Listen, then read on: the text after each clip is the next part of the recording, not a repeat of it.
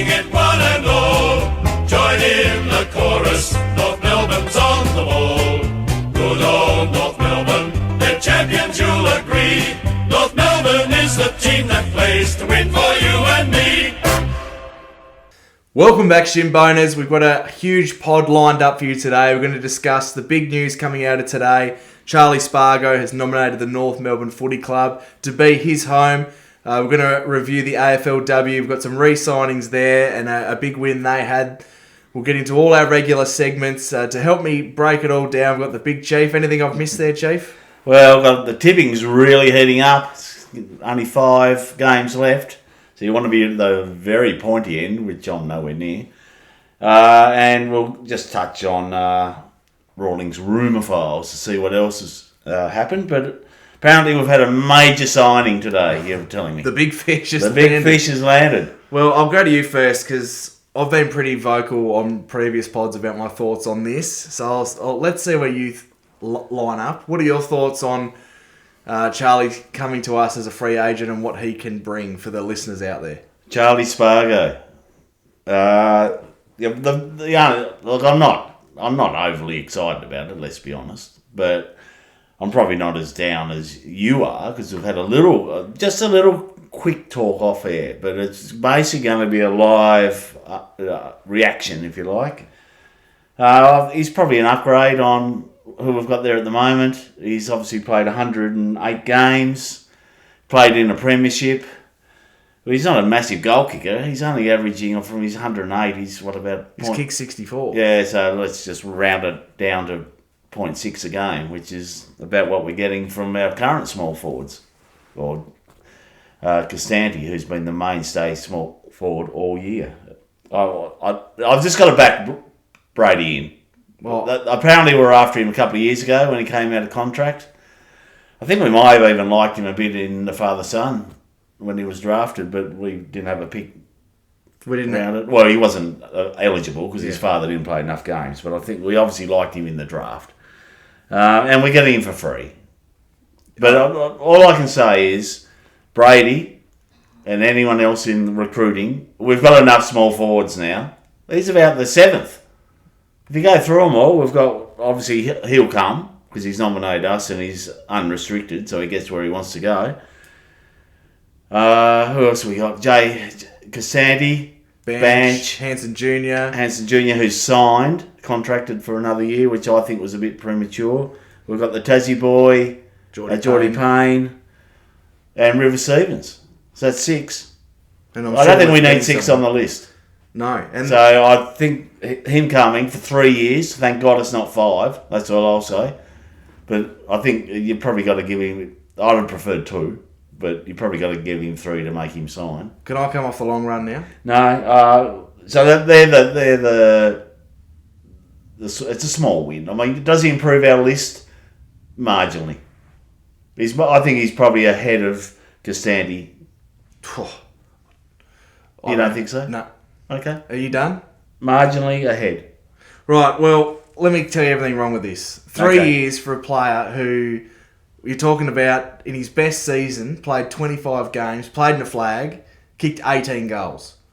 And that was 4 years ago. He's coming off an Achilles and then a shoulder injury playing for Casey a couple of weeks ago. I just don't like it at all. I'd rather get games into Zach Banch, to be honest. I saw enough from him in the last couple of weeks to what I liked. I'm not sure his pressure's as electric as JK's either. And the big knock on JK is he doesn't kick enough goals. Well, we've got the stats to back up that Spargo's not doing that either. The 3-year deal was horrific. I mean, let's be honest. If we signed him for 1 with a trigger for a second, potentially, like a games trigger, I could cop that. But 3 years, it's just getting out of hand. We're still paying for mismanagement from Brady with Logue. Core signed a 5-year deal. Zach Fisher's on a 4-year deal. Dill Stevens also on a 4-year deal, although reasonable year this year. But I feel like Brady just panics and thinks, oh shit, I've got to sign someone. All the elite players we were after always say no. And it seems we're just too comfortable bringing in C or D grade talent that aren't really going to help the list. Now, I don't think it's a panic decision. They've been after him, liked him for years. I just don't. I don't think it's a panic decision. Which is probably more concerning. if he doesn't work out, because they've obviously identified him and like him. And maybe his defensive work, I haven't watched enough of Melbourne, but maybe his defensive work is better than what we've got. 3 years off him. He's just come off an Achilles and we're offering him 3 years. Did he play 10 games this year? Yes. Yeah. So I think he's over that. But I just don't like it. I no, really don't like it. You don't have to like it. I'm just saying, I don't think it's a panic, we've got to sign someone. They've obviously identified him, liked him since he last re-signed with Melbourne. Pretty sure they liked him in his draft year as well.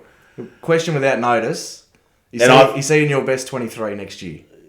Yeah, probably. Instead of, well, it depends if Casanti's in it. But he's probably, he's marginally ahead of Casanti. I disagree.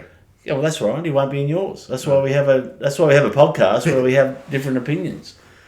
You just got to, and people are going to hate this, but you got to trust the people who it's full-time job it is, and then we'll judge them harshly. No, you like that. But you didn't like Darling last year. How'd that work out? Yeah, and I've put my hand out. But yeah, you get one ride in every 10, Brady. My point is, we'll judge it. This could be number 2. My point is, you're like a girlfriend that's gone back. Oh, he'll change. We've been burned by Brady time and time again with recruiting players who don't improve us. Look, you're not going to get an A grader. So you got to try and find a C grader that you can hope becomes a B grader or turn into a B grader. Or do you know what else you can do? You can back your players that you have. If you're not going to bring in someone who's going to drastically improve, you back the side in and go again. You don't just go and get players for the sake of getting players. I don't think they're happy with who they've got as the small forwards. And I think this spells an end for our man Payne, probably, and maybe your man Banch. Oh, they're both out of contract. Well, I'm giving you the soft drop that they both won't be on the list. No, I don't think. Now they've got Spargo, and I went through all the other smalls they've got.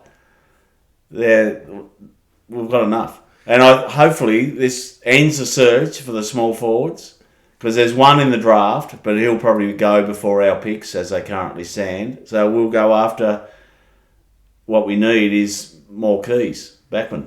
But just going slightly off with Trembath, why they didn't sign him to more than 1 year is beyond me. Because he showed more than Spargo has. Of course, this is what pisses supporters off. I know, and we've got him at the club. Well, he should have been given at least 2 for mine. Yeah, I know he's still a very small sample size, but why they didn't give him 2 years is... Well, all we need to do is look and see he's the only player this century, I think, that's kicked 9 goals in his first 3 games. Yes. So that's probably enough although it's a small sample size, nobody else is doing it. Yeah, I'd give him 2. And just on bench, I loved his game against Adelaide, round 24, the way he pushed up the ground. He's got toe, which I don't think Spargo has either. I think he's just a nice player. I wouldn't say he was a lock-in. Obviously, he played every game in Melbourne's premiership side, but I don't think he was in the first 16 picked. Well, maybe Casanti. They're saying, well, yeah, you're contracted for next year, but that'll be it. Yeah, they're going to have to cull some of these small forwards. Well, I think retrospectively they'll look back and go, why the hell did we sign Hanson Jr.? Yeah, unless they think they can turn him into a winger or a high half forward, but he's going to have to learn. He's got a lot of areas of his game to work on, and we'll talk about that in our player ratings. Well, look, obviously we've got Spargo now. Yes. It'll happen. So I hope he does well. Let's just clear that up. Yep. He's a shin boner. He'll be a shin boner. His old man was a shin boner. Yep. So we hope he does well. But I'm just sick of... He's not a world changer, like I said. He probably improves the list minimally, and it will be a depth player. Like they'll be all fighting. So if you're not happy with what Casanti's doing, he won't play 23 games in a row like he did this year. He'll come out. But as we said in the stats, Spargo, they line up identically. Yeah. And my other issue is quite often we bring players in on these longer term deals, although 3 is not exactly long term, but for the player it is. I think it's overs. But we get in the mindset where we're too stubborn to drop them. Yeah, well, yes, I agree. And go back to you didn't like Darling last year. I didn't like Fisher the year before, and we weren't doing a pod then. But I thought 4 years was ridiculous for a bloke who couldn't get a game for Carlton. Well, maybe the murmurs of Fisher moving on Maybe that's why. There's another small. I know he's played back mostly with us, but you could argue he's another small forward to add to the list. We've got a team of midgets. Yeah. I know you don't like me saying that because it's not politically correct. Go for gold. So vertically challenged players, and we need some, but we don't need 6 or 7 of them. No. So sound off in the comments, listeners, on whatever listening platform you're on. Let us know and subscribe and follow as well if you can. Thanks to everyone who has so far. Another player I want to talk about, someone I really want to come to the club. A player of need, Chief, that Rawlings is actually after. And that is Jordan Butts from the Adelaide Footy Club. With a lot of murmurings going around, we've offered a 3-year deal at around the 600k mark. Yes, I like it. 195 centimetres is quite big. So we like big butts. And you cannot lie. Obviously, I watch a fair bit of Adelaide because one of my best mates is a Crow supporter, so we have a bit of banter about that. I've watched a fair bit of Butts over my time. And, it's really solid one-on-one. Like, he's not going to give you a lot offensively, but I don't think that's what we need. We just need someone to lock down, play on the big gorillas while the Dawsons and the Whitlocks develop. Yeah, and beat their man, or at least half the contest. And he's an upgrade on Logan Core, I can tell you that. Yep. But I can't wait to see him if he comes and get lost in our system and be 30 metres ahead and not know what the hell's going on like everyone else. Play assertive. Yeah. And, he is contracted for next year with Adelaide. He is. So we have to trade. What's your trade? I'd give away our second rounder because it's 21 as it sits now. By the time you get all the compos in and the father sons NGAs, it'll end up being about pick 30. So it's an area of need. It's not a small forward where we've got 15 of them. It's a key defensive pillar that we need. And he was in their best team until he got injured. Yeah. Right. Okay. We better talk about the reigning, defending, undisputed, undefeated, record-breaking Kangaroo Girls. Sweet 16. Yes. 16th consecutive win. 18th undefeated. Just breaking records all over the place. Yeah. We're obviously going to talk in depth about all of them, but we've got to start with our pod favourite, Ruby Tripodi. She's been a guest twice, and she was awesome. The best game she's played in blue and white. No Jazz Garner. She stepped up. Prior to the game, her career best for disposals was 19. She smashed that with 29. She was tough around the ball, nose in the trough, and had a fantastic game. Took a courageous mark too. Stood under the high ball. Didn't double grab it either. Just clunk. Fantastic. Kicked 2 goals. All our mids. No, I think she only kicked 1. I'm pretty sure she kicked 2. What's the replay? All right. I'll take it. Oh, no, sorry, you're right. She hit the post. So 1-1. Yeah, all right. I stand corrected.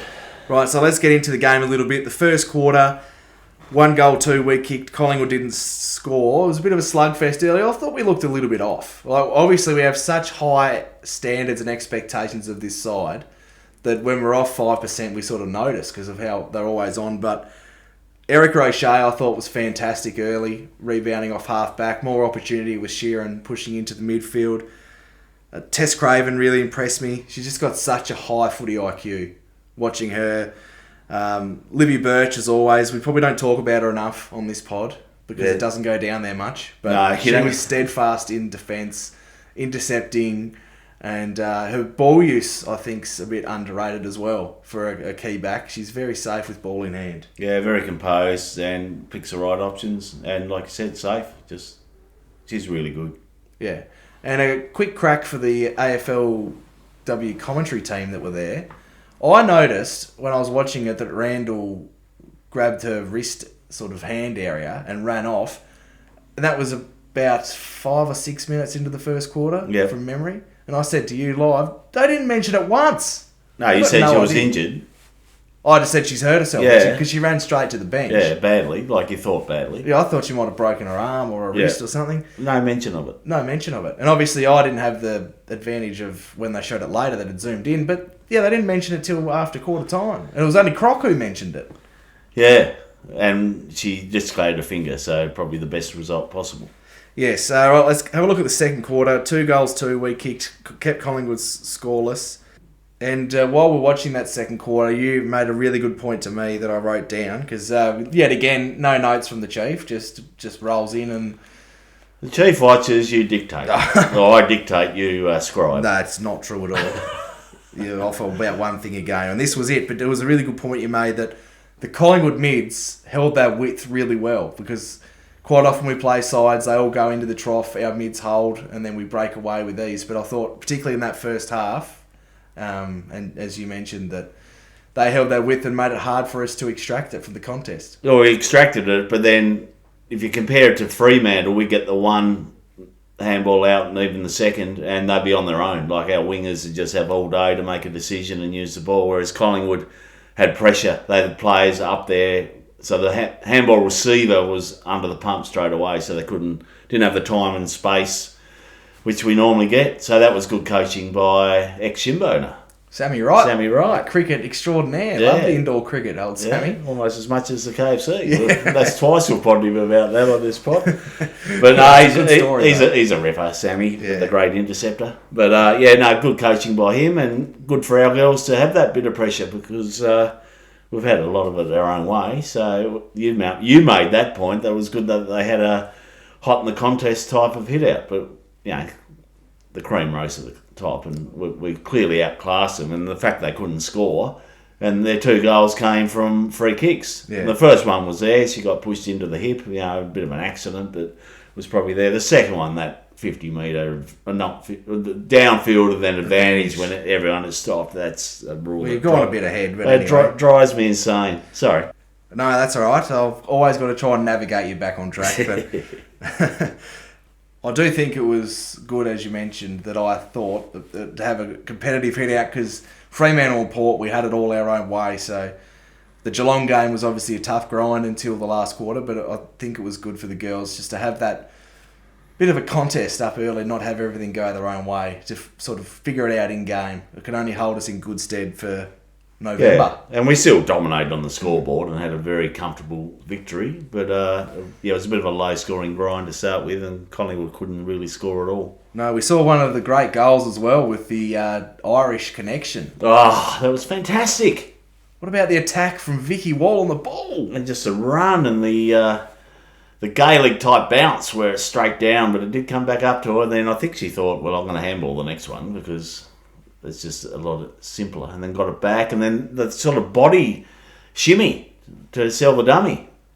Well, what about the wheels on blah blah? Full body candy. Now, blah blah. I just want to get to her. I don't know what her contract is, but hover it, Nathan Rovat. You've got to sign her. Got to sign. Extend her by at least 2. I know the girls' rules are different and they can't extend, and we'll get on to the 2 key signings we've had this week, like after the match review. But she's fantastic, and clubs will come to poach her. So let's sign her up, please. Now, you mentioned Rovat, and that's giving me Charlie Spargo vibes. That's what I'm feeling. That's why I'm a bit concerned. But anyway, rolling on. Emma Carney loves contact, doesn't she? Yeah. You mentioned that. She looks for it. Yeah, she loves the contest. Oh, she does.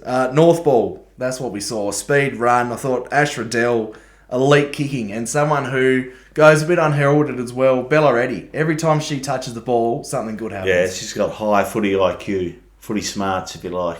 And it just complements the speedy Irish girls, who the game's all sort of on instinct. She's looks more composed. She's obviously not as quick, but just high footy IQ. So fantastic. Just we complement all our team. Just complement each other because we've got different strengths, and there's not a lot of weaknesses in there. There's not.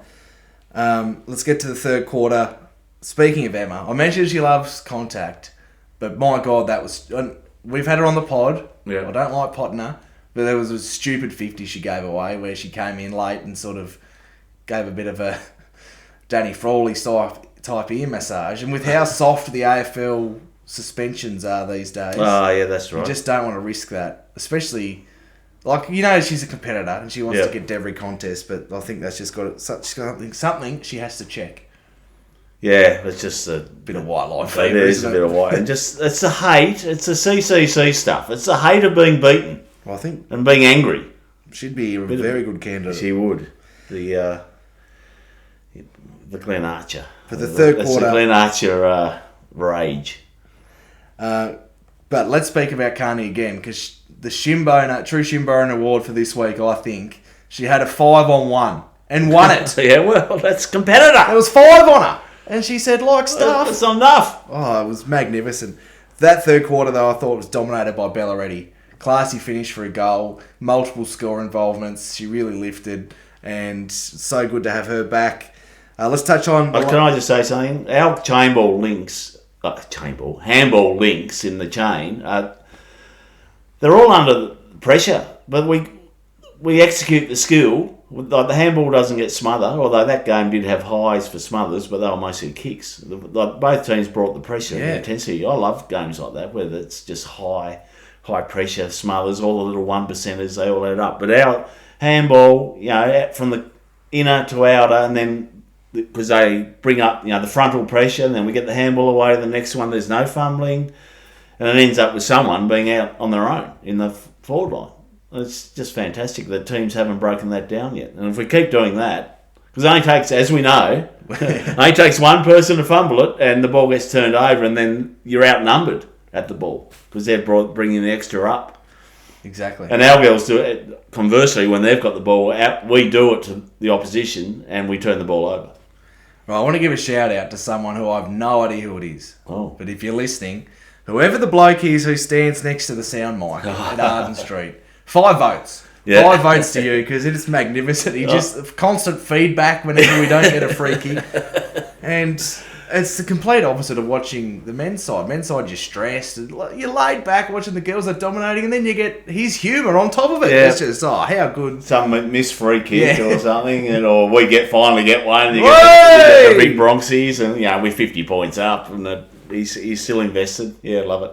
Oh, it's magnificent. But something else I loved was... So if anyone knows who that bloke is, let us know. We'll give him a shout out by name. Yeah, and we'll send him a stubby holder as well. Yes, yeah. But Vicky Wall, she pulled out the John Cena celebration, which obviously she's got the big match John theme music when she kicks a goal, but hit the You Can't See Me celebration. Yeah, love it.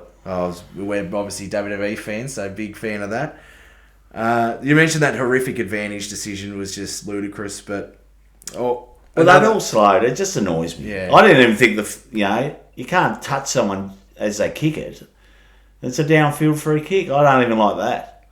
It's a contact sport, and yes, we can't have people just taking cheap shots, but when it's just a little nudge and then they flop, I don't like it. I don't care if we do it or the opposition do it. I just don't like it. No. And then they hear the whistle, they all stop, and one player just gets the ball and keeps running, and all of a sudden it's advantage. Have a look around. The opposition has stopped. I agree. Not happy. Thought Libby was good again in that last quarter, and then Ruby Tripodi kicked a good goal, and that courageous mark that you mentioned off the top as well. Yeah, no, we're just too good. I love it. Yeah, so do I. They're starting to worry. Lots of articles about North being too strong now. And Kate McCarthy's of the world who would not give us any credit last year are now saying we're too strong for the competition. So well, bad luck. Get stuffed. Well, they don't care about Geelong being up. And they had some ridiculous stat they've won in the They've last... made 10 prelims in the last 15 years or something. And they've had all the father-sons and they go come and live and go train once a month and go surfing every day. Cotton on dealerships. Yeah, farms. Let's mention the 2 re-signings. So Alice O'Loughlin, 2-year deal, fantastic to see her stay. So reportedly big offers from multiple clubs. So well Carlton, done. Collingwood. Yeah, well done for being loyal, Alice. And just enjoy winning premierships every year and being in the great culture that obviously Croc and the girls have set up. And the whole club, to be fair. The whole club's invested in the AFLW, whereas other clubs haven't. Yeah, it's a token, isn't it? It's a token, whereas we've invested in it. And Bellaretti, 1-year deal, a very important signing because she's a young gun emerging. Well, it's funny, you only said that to me about 2 days ago, that we need to sign her next after the Alice news dropped, and they were obviously listening. Yeah, well... Or you're a psychic. Nathan Rovat, time to get Blah Blah and Jazz Ferguson from the next 2 important ones. I'd like to know who's all out of contract. I sent it to you the other day. Oh, did you? For the girls? Yeah. Oh, You obviously haven't looked. who Carney's another one, but she'll be do it 1 year. well, I'll do a full next AFLW pod. I'll read you the names out of contract. Okay, thank you. Right, let's get into the most prestigious award in all of the AFLW. I've stolen your tagline, the Emaci Player of the Year award. I will go first. I'll take the new ball. 5 votes I gave to Ruby Tripodi, 29 disposals. She kicked a goal. She was instrumental stepping up in the big absence of our skipper, Jazzy Garner. I thought she was magnificent. 4 votes I gave to Ash Riddell. Unlucky not to get 5, but she had 36 disposals, which, come on, Ash. Yeah, he had 40, two in a row. just down on form a little bit. Yeah, poor day at the office. 7 tackles to go along with that. Ash just continuing her super consistent season. The 3 votes I gave to Livy Birch, 17 disposals, 7 marks. I thought she was a rock down back and has been such a great signing for us. Probably doesn't get mentioned as much as it should do from what she's brought defensively. 2 votes. It was hard to sort of go from those 3. I thought there was multiple players that could have polled, but someone who I've been dying to get in the votes, and she thoroughly deserves it, was Ailey Sheeran. She had 23 disposals and 7 tackles and spent a bit more time inside the midfield, and she's got a thumping Riley Hardiman sort of style left foot. Yep. So really impressed with her. And 1 vote, very unlucky not to poll more, but was Mia King. 26 disposals, 7 tackles and a goal. A fair game from her. Yes, very good. I agree with most of those, and I've got similar order. I've gone 5 Ruby Tripodi, who was fantastic, and Rovat better signed her as well. She better be signed up. She's her improvement. Oh, nice. Her improvement is fantastic, and she Ashley's pretty hard. She gets to miss out on the 5 again. She gets the 4, but Ruby sets her up. She just sets her up all day with those release handballs. She's so strong in the contest, and she's covering the ground now. She's bringing goal kicking to it, and she's still obviously very young. She's fantastic. Ash gets the 4. Do I need to talk about her? I mean, we all know how good she is. She's probably the second best player in the comp. Yeah. And we've got the first, and she's out injured, who may be back this week. Oh, I read. Proceed with caution. Yeah, I wouldn't. God's sake. I wouldn't rush her back, but that's just what the club is saying, that she's progressing very well. And she's going to make the trip to Brisbane. Oh, you know what But she is the captain. You know what I think about putting players on bloody planes when they're I injured? do. The elevation chief, it gets them. Yeah. 3 I gave to Mia King. A bit like Tripodi, just in there in the coalface, in the trough, and getting those releasing handballs. She's gave a bit of run and carry as well. She kicked the first goal, which was pretty important because we dominated and hadn't put any scoreboard pressure on them at that stage, and it was very late in the first quarter, so that was just a bit of a sigh of relief. I mean, it can be low scoring, the AFLW, the shorter quarters, and I've got to grind my gears about that. You can remind me at the end of the most prestigious. I'm pretty sure you already hit that last week. I'm going to do it again. Right, 2 votes. It was unlucky to fall down the order this far. Is Livy Birch. She was fantastic, general in the back line. I think she had a fairly high possession game too, didn't she? 17. Yeah, that's pretty good. Now, if you're a listener thinking, didn't Baz just say that? Big Shape doesn't listen when we talk. I don't. He tunes out. So. Yeah. And 1 I gave, I like to spread it. It can be a bit of a midfielder's award. I've given it to Talia Randall. She kicked 2 goals and just presented well, took some strong marks. Got the finger pop back in. Yeah. I think she only had about 60% game time, probably because of that. She was off for a long time with that. And showed some grit to come back on because I'm sure it's painful. Very unlucky was Mummy Muscles. Sheeran, yes. Sheeran. Get it wrong every week. I'll try and get it right. And Bellaretti and Emma Carney. Well, she had massive possessions at Cairns and a lot of metres gained and just dynamic with the ball in hand. So very unlucky not getting the votes. Right, let's have a look at the top 5 then. In 5th place, Amy Smith on 9 votes. In 4th place, Libby Birch on 12 votes. In 3rd place, Ruby Tripodi on 16. In 2nd place, Jazzy Garner on 20. And our clubhouse leader at the moment on 30 votes is Ash Riddell. Very good, and she's also leading the AFLW Coaches Award. Fantastic. Right, hit us with your grind my gears because I know it's slightly different to last week. It is. They got shorter quarters. in the AFLW, and that's the no time on. And it was obviously a very windy game, which they obviously quite often are because they're at suburban type grounds.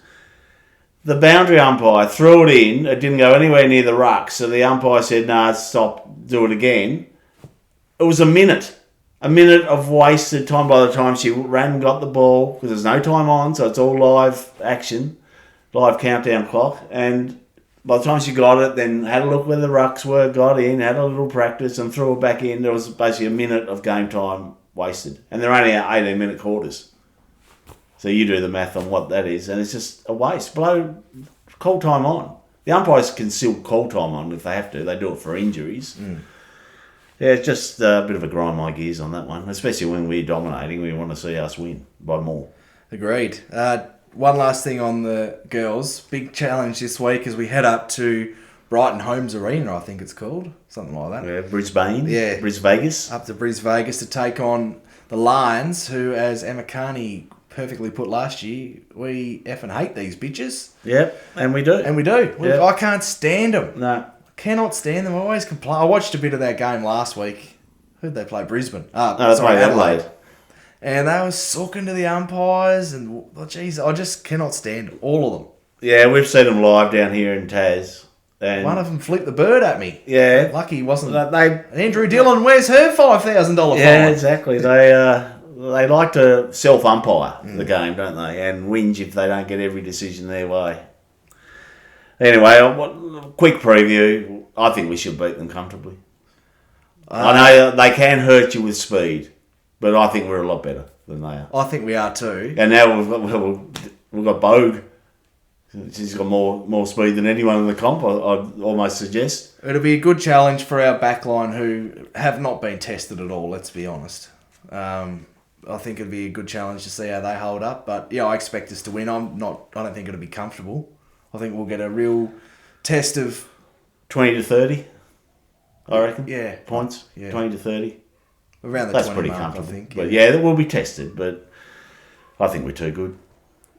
Right, one last thing before we get into the finals and the tipping for the semi-finals this weekend. Just teasing, next pod there will be a new addition to Baz's Swaggermen. So obviously Cam Zerha and Paul Curtis, the current members. Eddie Ford unfortunately falls out as he's been delisted.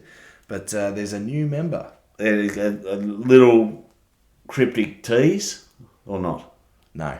Okay. Keeping a very tight lip, says it's exclusive and don't want it to get to said person's head when he finds out that he'll be in. All right, okay. Right, SC Rings, major sponsor of the tipping. Yes, we thank them for their second year in a row they've jumped on with us. So a huge thank you to those guys. I'm just loading up the top 5. So while we are, give us your tips on who wins this weekend in the semi-finals. Start with Adelaide and Hawthorn. Okay, well, I'm out of it because I'm in the 50s somewhere. But we have our little family tipping, and I'm 2 behind. So I'm going for against the bookies, if you like. And I actually think they can win. I'm going Gold Coast to beat Big Brother. I'm talking about Adelaide and Hawthorn. What are you talking about? I said start with Adelaide and Hawthorn. I don't listen when you talk. It just proves it again. Oh, it's shambles, this podcast. I'm going Hawthorn then. Hawthorn, and you now know I'm going for Gold Coast. Yes. Well, so Adelaide out in straight sets, which I tipped the loser of Collingwood Adelaide to be out in straight sets. So it was going to be Adelaide. And, Gold Coast. Well, I think Adelaide will win. And you love the Crom. I hate it. Long-term boners will know you've got I do not love the Crom because your mate goes for them. No, he's and he obviously brainwashes you. No, he's unbearable. But I hate... You know what it's like in my age demographic with Hawthorn supporters, particularly with the whole Tassie Hawks crap. Yeah, I do. So I don't want Hawthorn to hate win, but unfortunately, I think they will. I'm going to go Adelaide, even if I think that they might not win. I'm going Adelaide. No, I'm with you. I'm going the Gold Coast Suns as well. Oh, well, this was... Oh, okay. All right, let's have a look at the Shimboners Pod tipping leaderboards. So we'll go from 5th onwards. Kanga Crushers, Wayne and Josh Freestone all on 157. Hayden T94 on 158 and Bulls Cooking the leader on 160. So there's only 5 matches left and he's got a 2-point lead if you like. He does. What's his to lose? Jittery. It's his to lose. He better get the ring sized to his finger because it's his to lose. Who's the golfer? Jordan Spieth? Is that his name? Jordan Spieth. Spieth? Yeah, he loves a choke, so hopefully Bull's cooking doesn't do He that. choked at the Masters badly when he hit it into the drink. Yeah, I'm not an avid golf watcher, but Yeah, no, I love the Masters. On the 12th, I think it is, a short par 3, and a couple of times into the water. And I didn't need a play-by-play, but yes. Big. We've obviously met the great man from Bull's Cooking at that Geelong massacre that we attended, so we did. Good luck to him. Yeah, so it might He be coming his way. deserves to win it after sitting through that, let me tell you. Yes, well, probably a lot of people deserve to win it after sitting through that. Right, well, while we've been recording, I put out an opportunity for some of our listeners to put in their thoughts of the Charlie Spargo signing. So can I read something out to you, Chief? You can. We'll start with Dave OC, who says, Lee Kalir, ? Nah, he's a small half forward. We got none of them, right? He's very much of the thought that how many small forwards do we need? Kaz Wilson, on the other hand, says Spargo should have always been a Kangas player. I rate him highly. RJ Judd, it's a strange one. I can't think whose spot he takes unless he becomes a third winger. No, he's too small. I think he's either small forward or nothing. But Yeah, I think yes. he's right though that someone's spot's going to be gone, and that's another thing that irritates me because they didn't play Payne until they basically had to, or Arden Street would have got stormed. And Yeah, well, I think Payne's just going to be another miss from the mid-season draft. And he was clear number one. All the scribes had him number one. yeah, And I think he'll go. And I think Spargo, they just think it's an upgrade on all the ones that we've currently got on the list. Whether you agree or the listeners agree or not, I think that's what the club think. yeah, I'll keep rolling through. Luke Toomey says Fisher 2.0, another small forward that's either injured or can't get games. Last thing we need. I'm fairly similarly aligned to Luke. George _B 99 screams desperation. Bloody Bartos, not happy. I got PTSD from too many list cloggers coming to the club in recent years. Kelsey Allen says, I'm glad we're getting experience, but we need key defenders, not this. And then there's lots of thoughts of dumb as well. Right, so if you had to put a percentage on the feedback from this and any other socials I've you've got looked some more. I at... was going to go to X in a minute. But Well, keep going. What do you Well, think? I'll just answer. It's about 10%, I'd say, are positive. Yeah, okay. Not many people are happy. Look, I think the reception would have been different. I think the tenure's coming into a lot of people's negative feedback. Yep. Because we've been burned a Yep. lot with Well, longer term deals. At least it is only 3. Yeah, No, I know 3's a long time, but what is he, 25? So 3 years, he'll only be 28. Yeah. I don't know if you get them out of their current club. But what I didn't say before, I wonder how Melbourne supporters are feeling. Do you reckon they're bitterly disappointed or they don't really care? Well, I messaged one of my friends who's a Melbourne supporter to get his thoughts on Spargo, but he hasn't got back to me at the time recording. Yeah. So I'm eagerly awaiting because his footy nous is pretty good. Yeah, okay. I don't think they'll be too disappointed. I mean, obviously we'd have loved to have got Cozzy Pickett, but Yeah. that's not where we are, and obviously he's got a massive contract, and so we're not going to get someone like that. So I think we've just got to chip. It's just chipping away, I think, but it's out. We get it out of the way early. Now we look for a bigger fish, maybe big butts. Yeah, right. Let's keep rolling through a few others.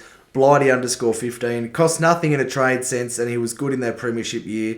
Plenty of Melbourne players been in average form in the past few years. Not a happy environment. Well, I think that's the upside, isn't it? That's what we're hoping, that he can get back to that premiership year 4. I mean, we talk about comparing him to Constanti or Banch. None of them have played in a premiership team. No.